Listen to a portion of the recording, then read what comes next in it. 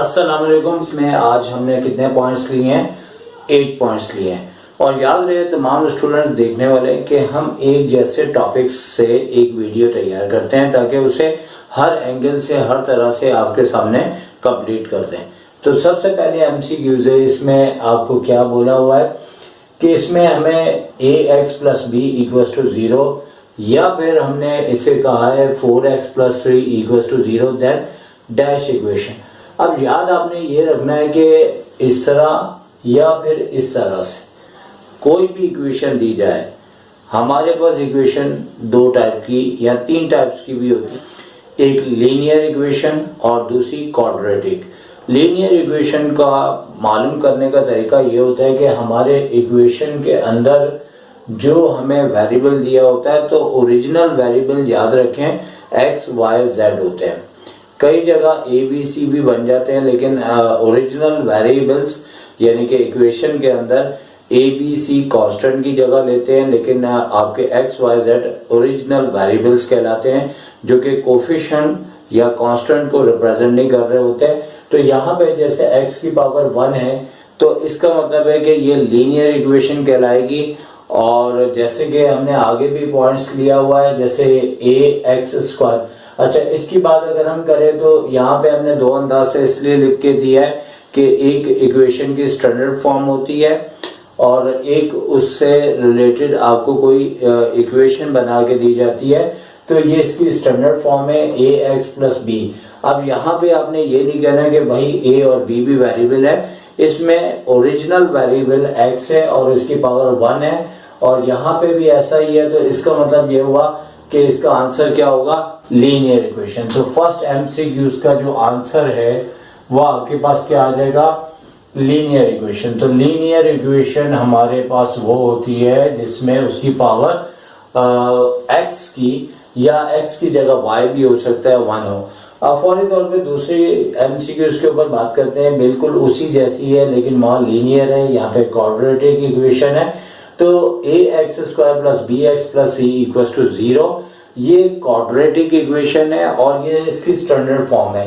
एक पॉइंट्स में यहाँ पे लिखना भूल गया था और वो यही था कि अगर ax square plus bx plus c equals to 0 देने के बाद ये कहते हैं कि ये इसकी कौन सी फॉर्म है? तो स्टैंडर्ड फॉर्म है।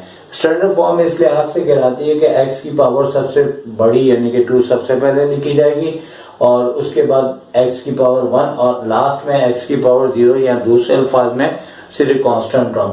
तो इस सूरत में ये फॉर्म हमारे पास स्टैंडर्ड फॉर्म कहलाती है। तो ये पॉइंट मैंने यहाँ लिखना भूल गया था, आप नोट कर लें। अगर आपको इस तरह देके आपसे बोले ये कौन सी फॉर्म है तो ये स्टैंडर्ड फॉर्म है। और यहाँ जो बात कही जा रही है वो ये कही जा रही है कि यहाँ तो इक्वेशन इस तरह से होगी, क्योंकि आपको समझाना है, मुश्किल में नहीं डालना है, इसीलिए मैंने और करके। एग्जाम में ऐसा नहीं है कि ये इक्वेशन देने के बाद और करके ये भी दें। एग्जाम में ऐसे भी हो सकता है या फिर ऐसे भी हो सकता है, लेकिन बीच में और नहीं हो सकता। लेकिन वो कहते हैं ना, एक तीर से 2 शिकार। अब मैं 2 एमसीक्यूज के पॉइंट बनाता, उसके बजाय मैंने एक ही बनाया है। एक ये वाला है और एक ये वाला, दोनों को एक साथ मिला दिया है, बीच में और है। ये भी हमारे पास क्वाड्रेटिक इक्वेशन कहलाएगी जो कि x की पावर 2 है, यानी जो सबसे बड़ी पावर वही उसकी इक्वेशन कहलाएगी। और यहाँ पे हमने सिर्फ ये फर्क किया है कि a, b, c basically coefficients कहलाते हैं इन वेरिएबल्स के। x स्क्वायर का कोफिशिएंट, x का कोफिशिएंट, लेकिन ये भी हमारे पास क्वाड्रेटिक इक्वेशन कहलाएगी, ये भी क्वाड्रेटिक कहलाएगी जैसे कि हमने ऊपर बात की। तो इसका आंसर क्या होगा? नंबर 2 का हमारे पास आंसर हो जाएगा। तो क्वाड्रेटिक इक्वेशन ही हम यहाँ पे लिखेंगे क्योंकि बेसिकली इक्वेशन वहां खुद लिख दिया गया है, इसलिए कोई जरूरत नहीं है। अब बात करते हैं नंबर 3 और 4 को एक साथ लेके, और वो इस तरह से कि दोनों में बात एक ही पूछी हुई है। The exponent of a linear equation is dash, और नंबर 4 में कहा हुआ है the exponent of a quadratic equation is dash. Exponent होता क्या? एक्सपोनेंट क्वाड्रेटिक इक्वेशन या लीनियर इक्वेशन में जो उसकी सबसे बड़ी पावर होती है वो उसका एक्सपोनेंट कहलाता है। जैसे यहाँ पे x की सबसे बड़ी पावर 1 है और यहाँ पे x नहीं है, लेकिन अगर है तो उसकी पावर 0 है। तो ग्रेटेस्ट डिग्री या ग्रेटेस्ट जो पावर होती है वो इसका एक्सपोनेंट कहलाता है। तो नंबर 3 का जो लीनियर इक्वेशन दिया है इसका एक्सपोनेंट आपके पास 1 होगा। और उसके बाद नंबर 4 बिल्कुल उसी तरह the exponent of quadratic equation. तो क्वाड्रेटिक इक्वेशन में x की सबसे बड़ी पावर 2 होती है, तो वही इसका एक्सपोनेंट कहलाता है। तो लिहाजा लीनियर का आंसर आपके पास 1 और क्वाड्रेटिक का आंसर आपके पास 2 हो गया। ये तमाम पॉइंट्स ऐसे हैं जो एग्जाम में कुछ आए हैं और कुछ आने के इम्कानात हैं।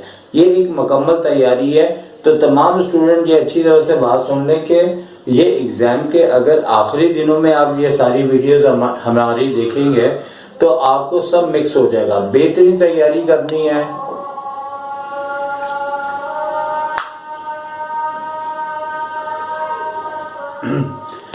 अब नंबर 5 और 6 के ऊपर बात करते हैं। तमाम एमसीक्यूज इस तरह हैं यहाँ से।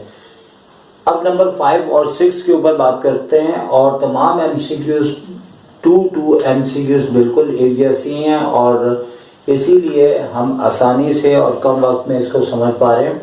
नंबर 5 और नंबर 6 दोनों को कंबाइन देखें तो जिस तरह नंबर 3 और 4 में नंबर 1 और 2 से रिलेटेड बात थी, इसी तरह नंबर 5 और 6 में the roots of linear equation is dash. नंबर 6 में the roots of quadratic equation is dash. अच्छा, नॉर्मली जिन बच्चों ने क्वाड्रेटिक इक्वेशन की एक्सरसाइज को समझा हुआ है उन्हें पता है कि क्वाड्रेटिक इक्वेशन में हमेशा आपके 2 आंसर आते हैं और सॉल्यूशन सेट पूछा जाता है। और मैथमेटिकल लैंग्वेज के अंदर जो 2 आंसर आते हैं उन्हें रूट्स कहा जाता है कि आपके क्वाड्रेटिक इक्वेशन में कितने आंसर आए। आसान अल्फाज में आपके क्वाड्रेटिक इक्वेशन में कितने रूट्स हैं, इसका आंसर होगा 2। जिस तरह एक्सपोनेंट 2 होता है इसी तरह इसके रूट्स भी 2 होते हैं। इसी तरह नंबर 5 में the roots of linear equation is dash.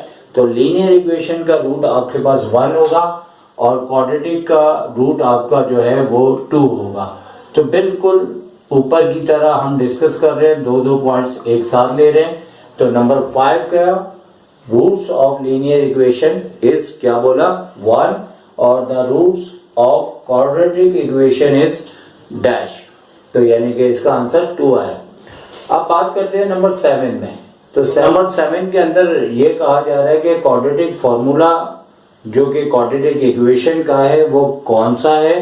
तो अगर हमें कोई वेरिएबल को मेंशन ना किया जाए तो अंडरस्टूड जिस तरह के बुक में लिखा हुआ है, जैसे कि नंबर 7 है तो नॉर्मली या तो आपको क्वाड्रेटिक इक्वेशन दी जाएगी या फिर आपको अगर इस तरह से बोला जाता है तो अंडरस्टूड जो आपकी टेक्स्ट बुक के अंदर फॉर्मूला है हम लिख देंगे x minus B plus minus, जो कि आपको ये फॉर्मूला याद रखना पड़ेगा, B square minus 4ac upon 2a। तो ये फॉर्मूला आपको याद रखना पड़ेगा जो कि क्वाड्रेटिक फॉर्मूला है, जो कि किसका है, क्वाड्रेटिक इक्वेशन का है। अगर क्वाड्रेटिक इक्वेशन आपको चेंज करके दे दी जाए, यानी उसका वेरिएबल x की जगह y कर दिया जाए या z कर दिया जाए या k कर दिया जाए, तो यहाँ x की जगह वही वेरिएबल आ जाएगा जो कि मेन आपके क्वाड्रेटिक इक्वेशन में वेरिएबल नजर आएगा। तो सबसे लास्ट पॉइंट की तरफ हम पहुंच चुके हैं और लास्ट में ये बोला हुआ है कि quadratic formula drive by dash method. अब क्वाड्रेटिक फॉर्मूला असल में कैसे बना है, कौन से तरीके से बना है, तो हमारे पास कोई भी क्वाड्रेटिक इक्वेशन सॉल्व करे तो उसके 3 मेथड होते हैं। एक तो फैक्टराइजेशन, एक क्वाड्रेटिक फॉर्मूला और एक कंप्लीटिंग स्क्वायर। तो क्वाड्रेटिक फॉर्मूला जो है वो ड्राइव हुआ है कंप्लीटिंग स्क्वायर मेथड से। तो कौन से मेथड, कंप्लीटिंग स्क्वायर। अब चूंकि हमें ख्याल रखना है अगर वहां पे मेथड लिख दिया हुआ है तो हमें मेथड को अगेन नहीं लिखना। जब भी बोर्ड में एमसीक्यूज आती है तो डबलिंग नहीं करनी। अगर मेथड मौजूद है तो ऑप्शन के अंदर आपने नहीं लिखना, या फिर जो ऑप्शन होगा उसमें आपको मौजूद ही नहीं होगा, मेथड अगेन नहीं यूज हो रहा होगा।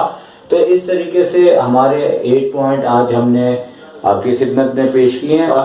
हमें बोर्ड के लिहाज से हर लिहाज से कवर करना है, तो सर शायद को इजाज़त दीजिए। टेक केयर, अल्लाह हाफिज़।